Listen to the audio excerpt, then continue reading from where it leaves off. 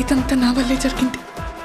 కళ్ళు మూసినా తెరిచిన చంద్రికనే కనిపిస్తుంది. Watch our web series Constable Kanakam Season 2 streaming now on ETV Win app.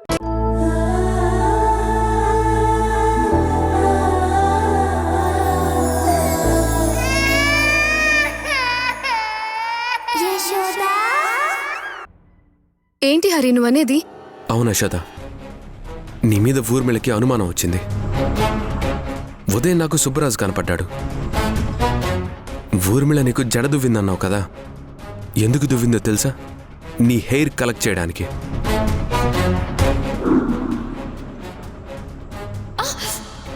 నీ హెయిర్ని పాప హెయిర్ని ఒకడికిచ్చి ఒక డాక్టర్ దగ్గరికి DNA టెస్ట్ కోసం ల్యాబ్కి పంపిస్తూ ఉంటే సుబ్బరాజు డేర్ చేసి అతన్ని కొట్టి అతని దగ్గర నుండి హెయిర్ లాక్కున్నాడు.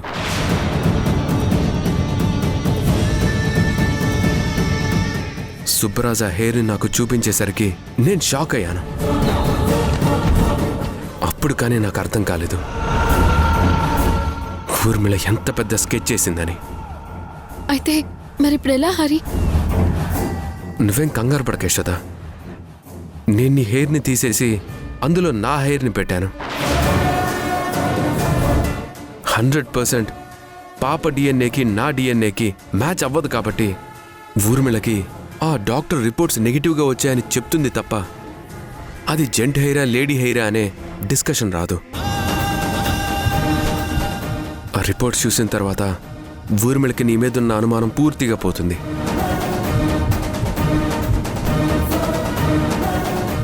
అయినా ఎందుకు హరి నీ హెయిర్ పంపించావు? ఆ హెయిర్ ఎక్కడైనా పడేసి ఉండొచ్చు కదా. యశోద, కొంచెం కూల్గా ఆలోచించు. DNA టెస్ట్గా హెయిర్ వెళ్ళకపోతే వెంటనే ఊర్మిళకి అనుమానం వస్తుంది. తను ఎవరినైతే పంపించిందో వాడికి ఫోన్ చేసి ఏం జరిగిందని అడిగితే ఇలా సుబ్బరాజు తీసుకుని వెళ్ళాడని ఖచ్చితంగా వాడు చెప్తాడు. అప్పుడు స్ట్రైట్ అవేగా ఊర్మిళ సుబ్బరాజు ఇంటికి వచ్చి ఇంట్లో అందరినీ చంపేస్తుంది. తన గురించి నీకు తెలియంది కాదు కదా. అవును హరి, నువ్వు చెప్పింది నిజమే. థ్యాంక్ గాడ్, మనం చాలా పెద్ద ప్రమాదం నుంచి బయటపడ్డాం. జాగ్రత్త యశోద, ఇక నుంచి ఊర్మిళని ఏ చిన్న విషయంలోనూ నువ్వు అస్సలు నమ్మద్దు. పొరపాటున ఊర్మిళ ఏదైనా చేయబోతుంది అనే అనుమానం నీకొస్తే వెంటనే అక్కడి నుంచి ఎస్కేప్ అయిపో.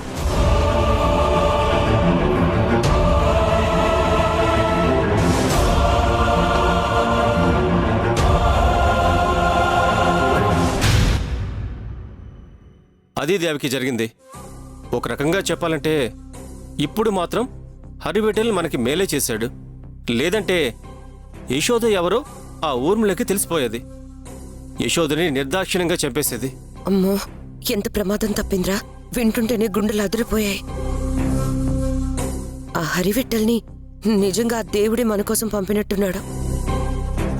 ఏదో ఒక్క విషయంలో శత్రువు మనకు సాయం చేశాడని వాడిని మిత్రుడనుకుంటే అది మన పిచ్చితనమవుతుంది. యశోదని కాపాడుకోవటం ఆ హరివిట్టలకు కూడా ఇంపార్టెంటే కాబట్టి వాడి రిస్క్ చేసుంటాడు. అంతేకాని వాడు మంచోడని మీరు నెత్తిన పెట్టుకోవద్దు. ముందు జరగాల్సిన దాని గురించి ఆలోచించండి. అది కరెక్టే అమ్మా. అమ్మ చెప్పేది కూడా నిజమే.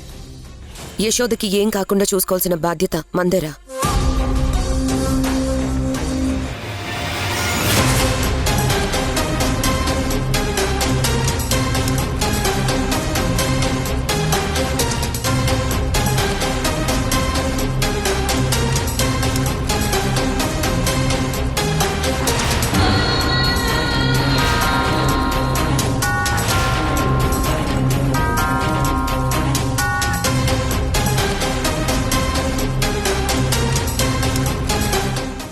వినేసినట్టుంది అన్నయ్య. అది ఎదురు తిరగగానే ఇంట్లోకి వెళ్ళి పసుపు కొమ్ము తెచ్చేసి దాని మెడలో తాళి కట్టేస్తాను.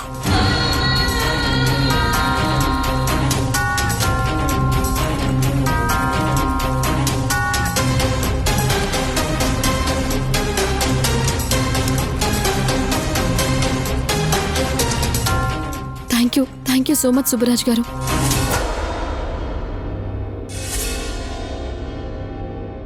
అమ్మయ్యా, ఇది వినలేదు. జరిగిందంతా నాకు హరివిఠల్ చెప్పాడు. నిజంగా మీరు నన్ను ఇప్పటికే ఎన్నోసార్లు ఆ ఊర్మిళ నుండి కాపాడారు. ఎన్నిసార్లు కాపాడినా ఏం లాభంలే యశోద. మా అన్నయ్య చేసిన మేలు నీకు ఆ క్షణం వరకే గుర్తుంటుంది, తర్వాత గుర్తుండదు. మేము నీ మీద పిచ్చి ప్రేమను పెంచుకొని నిన్ను ఇంటి కోడలుగా చేసుకుందాం అనుకున్నాం. కానీ నువ్వు మాత్రం మమ్మల్ని ఇంకా పరాయి వాళ్ళలాగానే చూస్తున్నావు. అయ్యో వదిన, అలా అనుకోకు. నిజంగా నాకు పెళ్లి మీద కానీ జీవితం మీద కానీ ఎలాంటి ఇంట్రెస్ట్ లేదు. దయచేసి నన్ను అర్థం చేసుకోండి వదిన. మేము నిన్ను అర్థం చేసుకుంటూనే ఉన్నాం, కానీ నువ్వే మమ్మల్ని అర్థం చేసుకోవడం లేదు. సర్లే, ఇంక ఈ టాపిక్ ఇంతటితో వదిలేద్దాం. నీకేం కాలేదు కదా, మా అందరికి అదే సంతోషం. అవును మమ్మీ, మేం చెప్పేది నిజం. ఉదయం కోర్టుకు వెళ్తే అక్కడ ప్రతి ఒక్కళ్ళు రాత్రి జరిగిన దాని గురించే సంజయ్తో డిస్కస్ చేశారు. అంతేకాదు, నిన్ను ఎవరో తెలియని వాళ్ళు కూడా సంజయ్ భార్యని అని తెలిసి, నీ కూతుర్ని అని తెలిసి పలకరించి మరీ రాత్రి జరిగిన ఇష్యూ గురించి మాట్లాడారు. యునానిమస్ గా అందరూ లేవనెత్తిన పాయింట్ ఒకటే. ఎంతోమంది కోటీశ్వరులుండగా మీ అమ్మ మీదే ఎందుకు అటాక్ జరిగింది? ఆ అటాక్ జరగటానికి కారణం ఖచ్చితంగా ఏదో ఒకటి ఉండే ఉంటుంది అని అందరూ నన్ను విచిత్రంగా చూశారు. పైగా పగతో ఉన్నవాళ్లు మాత్రమే అంత కసిగా, కోపంగా కత్తులతో చంపాలని చూస్తారని అక్కడున్న పోలీసులు అంటుంటే నాకొక్క నిమిషం నోట మాట రాలేదు. ఒళ్ళంతా చెమటలు పట్టేశాయి తెలుసా? మమ్మీ, నేనొకటి అడుగుతాను, నిజం చెప్పు. నాకు తెలియకుండా నువ్వేమైనా చేయకూడని పనులు చేస్తున్నావా?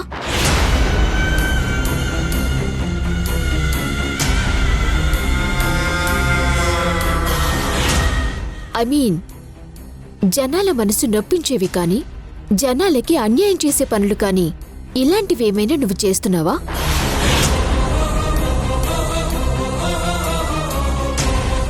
చేస్తే చెప్పు మమ్మీ, ప్లీజ్.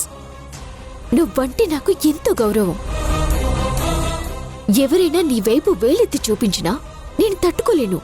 అలాంటిది రేపొద్దున నువ్వు ఏదైనా చెయ్యకూడని తప్పు చేస్తూ నలుగురిలో దోషిలాగా నిలబడితే నేనస్సలు తట్టుకోలేను. అందుకే అడుగుతున్నాను మమ్మీ, చెప్పు, ఏం చేస్తున్నావు నువ్వు?